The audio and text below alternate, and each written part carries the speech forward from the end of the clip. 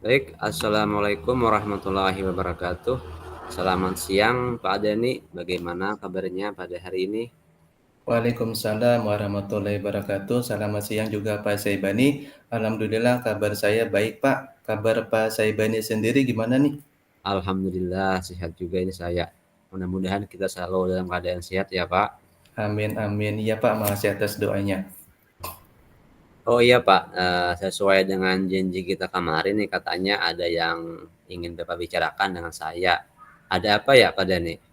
Iya, gini Pak Saibani. Tapi sebelumnya apa saya tidak mengganggu waktu Bapak nih? Tidak, Pak, ini saya lagi santai, tidak ada kerjaan, jadi waktu saya luang, Pak.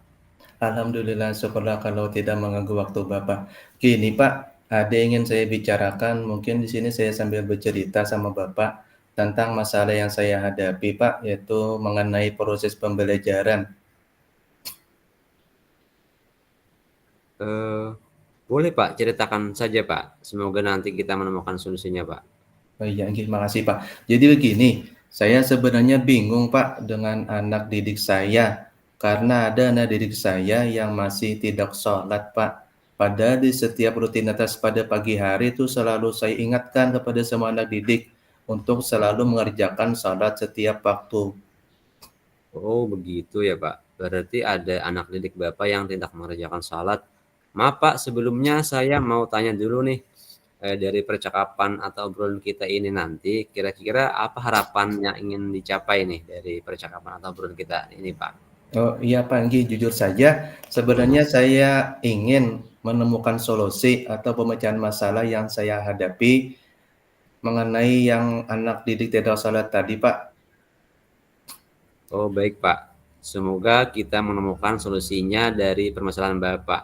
Nah Iya. sekarang coba ceritakan dulu secara detail apa yang Bapak alami dalam masalah proses pembelajaran tadi. Iya, masalah proses pembelajaran yang saya alami yang membuat saya bingung tadi, karena saya memiliki masalah, yaitu proses pembelajaran mengenai nilai agama dan moral anak didik saya. Kan di sekolah itu saya mengampu mata pelajaran pendidikan agama Islam, Pak. Ah, jadi pada nilai agama dan moral anak didik tadi, terutama pada saat kegiatan rutinitas yang dilakukan di luar kelas, di mana ketika saya saat bertanya kepada anak didik ketika di kelas, siapa yang sudah mengerjakan salat? Nah, ternyata ada sebagian kecil anak itu menjawab, ada yang sudah mengerjakan salat. Dan juga ada yang mengatakan kalau dia lupa untuk mengerjakan salat. Saya tanya alasannya kenapa? Katanya alasannya orang tuanya di rumah itu tidak peduli Pak atau kurang perhatian tentang kewajiban salat tadi sehingga anaknya itu kurang diperhatikan. Nah, kemudian itu yang membuat saya merasa sedih tadi Pak dan prihatin dan keadaan anak didik tadi. Kenapa Iya. ya masih ada orang tua yang kurang peduli dan perhatian terhadap anaknya, terutama dan kewajiban dalam melaksanakan salat. Nah, jadi saya ingin mendapatkan atau menemukan solusi dari permasalahan ini, Pak. Bagaimana menurut Bapak? Oh iya Pak. Jadi dari sini saya bisa menangkap permasalahan yang Bapak hadapi, yaitu ada anak yang lupa untuk sholat. Kemudian ada juga orang tuanya yang tidak membimbing atau kurang perhatian Iya, sehingga Pak. anak tersebut tidak sholat. Jadi ini menjadi permasalahan di dalam proses pembelajaran Bapak tentang nilai agama dan moral. Begitu kan, Pak? Ya, betul sekali, Pak. Menurut saya kan sebagaimana kita ketahui salat itu kan sangat penting, Pak. Yang kita ajarkan kepada anak didik kita terutama sejak dini. Karena kita tidak hanya memberikan pondasi spiritual yang kuat bagi anak, tetapi Iya. juga membekali mereka dengan nilai-nilai positif, nilai-nilai budi pekerti luhur, sehingga mereka bisa menjadi insan yang memiliki karakter yang baik, yang Iya. akan membantu mereka menjadi individu yang lebih baik di masa depan, Pak. Iya. Iya, Pak. Saya juga setuju dengan pendapat Bapak. Nah, dari permasalahan yang Bapak hadapi ini, apa rencana yang akan Bapak lakukan untuk mengatasi masalah tersebut? Kira-kira apa, Pak? Ya mungkin rencana yang akan saya lakukan tuh saya akan melakukan perbaikan terutama dalam proses pembelajaran saya Pak, agar pembelajaran saya menjadi lebih baik lagi untuk ke depannya. Benar benar sekali, Pak. Jadi menurut Bapak bagaimana caranya untuk mencapai nilai agama dan moral ini dengan baik, agar anak tersebut mau sholat dan orang tuanya turut serta dalam membimbing dan mengawasi anak-anak mereka dalam hal pelaksanaan sholat ketika di rumah gitu ya. Oh ya, inggih Pak. Jadi kalau menurut saya Pak, untuk mencapai dari yang permasalahan tadi terutama dari aspek nilai agama dan moral, anak itu lebih baik kita mulai dulu dengan mengajarkan yaitu praktik tata cara berwudu, bagaimana cara mengambil air wudhu, bagaimana cara membasuh anggota-anggota wudhu, baik Iya, cara berdoa sebelum dan sesudah berwudhu. Nah, kemudian sesudah berwudhu kan kita ajarkan mereka tentang kewajiban salat tadi, yaitu dimulai dengan gerakan-gerakan salat, kemudian bacaan-bacaan salat, dan juga di sekolah juga harus memprogramkan kegiatan salat zuhur berjamaah Pak. Kemudian iya, kalau paginya bisa dilaksanakan dengan salat duha 1 atau 2 kali dilaksanakan dalam seminggu.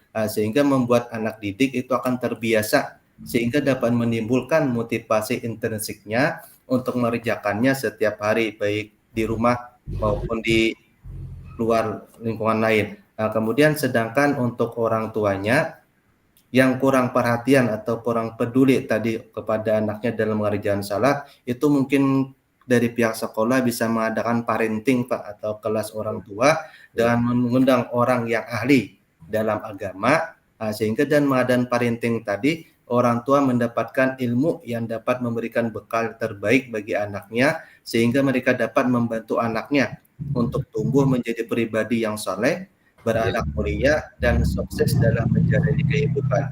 Dan juga kegiatan parenting ini orang tua bisa memikirkan bagaimana menjadi orang tua yang ideal, karena orang tua sebagaimana kita ketahui kan sebagai panutan utama Pak, dan menjadi inspirasi bagi setiap anak. Jadi anak itu akan cenderung meniru perilaku orang tua mereka sehingga melihat orang tua sholat dengan penuh kesadaran akan memotivasi mereka untuk melakukan hal yang sama juga Pak. iya, benar sekali. Jadi saya sangat setuju dengan rencana atau gagasan ide Bapak tadi. Kemudian nih terus bagaimana bagaimana dengan orang tua yang masih tidak peduli dengan ini? Seperti nih seandainya ada orang tua yang bilang begini, anak saya mau sholat atau tidak sholat itu bukan urusan Bapak, misalnya begitu. Lalu bagaimana Bapak menanggapinya? Ya mungkin itu Pak juga salah satu kekhawatiran yang saya pikirkan Pak. Tapi sudah saya carikan suatu rencana atau gagasan itu yang pertama mungkin orang tua tadi saya ajak diskusi dulu Pak tapi dengan cara menjaga percakapan tetap konstruktif sehingga tidak menimbulkan ketegangan sehingga saya bisa menjelaskan tujuan sekolah dulu yang paling utama adalah mendidik siswa tadi secara keseluruhan atau holistik termasuk aspek moral dan spiritual karena itu bagian dari kurikulum atau visi dan misi sekolah kami. Saya sebagai guru juga berkewajiban tidak hanya mengajar mata pelajaran akademik kepada anak didik, tetapi juga membentuk karakter dan moral siswa atau anak didik tadi sesuai dengan nilai agama. Kemudian saya ajak orang tua tadi untuk mencari solusi bersama. Misalnya bagaimana jika kita mencari jalan tengah yang bisa kita sepakati bersama demi kebaikan anak kita, terutama dalam mengerjakan kewajiban salat tadi, Pak. Nah, itu bagus sekali, Pak. Semoga orang tua siswa tadi sadar akan kewajiban sholat yang selalu kita kerjakan setiap hari. Iya, Pak. Oke, Pak Denny, jadi apa yang Bapak dapatkan dari diskusi obrolan kita hari ini? Nah, alhamdulillah Pak. Jadi saya pikir ketika pembelajaran di kelas itu kita tidak hanya menjelaskan, tidak hanya menyampaikan materi saja kepada anak didik, itu tidak cukup Pak. Seharusnya kita juga mempraktikkan kegiatan pembelajaran ini pada anak didik sehingga membuat anak akan terbiasa untuk melaksanakannya dan dapat mengimplementasikannya dalam kehidupan mereka sehari-hari. Jadi itu akan lebih baik menurut saya Pak. Ya, benar sekali, Pak. Terus apa dukungan yang Bapak butuhkan nih untuk berjalannya kegiatan ini agar kegiatan ini berjalan dengan baik dan sesuai dengan harapan? Oh ya, ada beberapa yang saya butuhkan Pak dukungan yaitu dari warga sekolah. Yang pertama itu dukungan dari kepala sekolah karena beliau memiliki kebijakan yang lebih tinggi. Ya, Kemudian dukungan dari rekan sejawat, semua guru karena mereka kan guru kelas dan saya kan guru mata pelajaran. Kemudian anak didik sendiri dan yang paling utama itu orang tua Pak. Karena dengan adanya berkolaborasi tadi, pasti kegiatan atau rencana yang akan saya laksanakan tadi bisa berjalan dengan baik dan akan berhasil sesuai dengan apa yang diharapkan, Pak. Bagus Kak, bagus sekali Pak Denny, karena dengan berkolaborasi ini semua permasalahan yang dianggap berat bisa menjadi ringan. Iya, Nah, Pak Enggi. mudah-mudahan bisa diterapkan ya Pak Denny. Iya, Pak Enggi. Kita pengen lagi mendengar ceritanya nih. Kalau Bapak sudah melakukan kegiatan rencana tadi, kira-kira kapan akan dilaksanakan Pak Denny? Pak, insya Allah saya akan melaksanakannya minggu depan, Pak, karena sudah saya jadwalkan kegiatan tadi, Pak Enggi. Oh, minggu depan ya. Ya, Pak Oke Enggi. Pak Denny, saya tunggu hasilnya setelah Bapak mencoba seperti yang Bapak jelaskan tadi dengan melakukan praktek sholat di sekolah parenting atau kelas orang tua dan melakukan diskusi dengan orang tua tadi. Luar biasa Pak Denny. Terima kasih banyak atas refleksinya dan sudah mengajak saya untuk merefleksi permasalahan Bapak tadi. Iya, sama-sama Pak Saibani. Ya. Iya Pak Denny. Nah, dari obrolan kita mengenai masalah Bapak tadi, bagaimana perasaan Bapak setelah kita ngobrol tadi? Alhamdulillah Pak, sekarang saya sudah mulai lega dan tidak bingung lagi. Karena dari obrolan percakapan kita tadi dan dari arahan-arahan Bapak, saya menemukan solusi-solusi tertentu, yaitu solusi-solusi tersendiri untuk dapat menyelesaikan masalah saya tadi Pak. Jadi saya berharap semoga setelah saya terapkan atau saya laksanakan kegiatan rencana saya tadi, dapat membuat anak didik saya tidak lagi lupa mengerjakan sholat, dan membiasakan mereka untuk selalu mengerjakan salat, dan juga diharapkan kepada para orang tuanya juga selalu melaksanakan kewajiban salat, dan paling utama itu dapat mengawasi dan membimbing anaknya ketika berada di rumah, Pak. Iya Pak, semoga yang Bapak rencanakan tadi dapat terlaksana dengan baik. Amin. Amin. Ya. Oke Pak, apakah ada lagi yang ingin Bapak sampaikan nih? Saya rasa sudah cukup Pak. Saya ucapkan terima kasih banyak.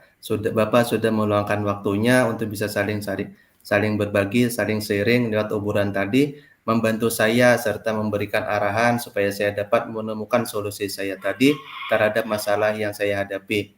Saya sangat bermanfaat bagi saya obrolan kita ini Pak.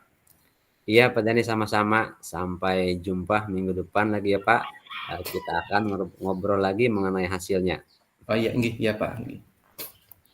Mungkin sampai di sini obrolan kita ya Pak Dhani. Iya Pak.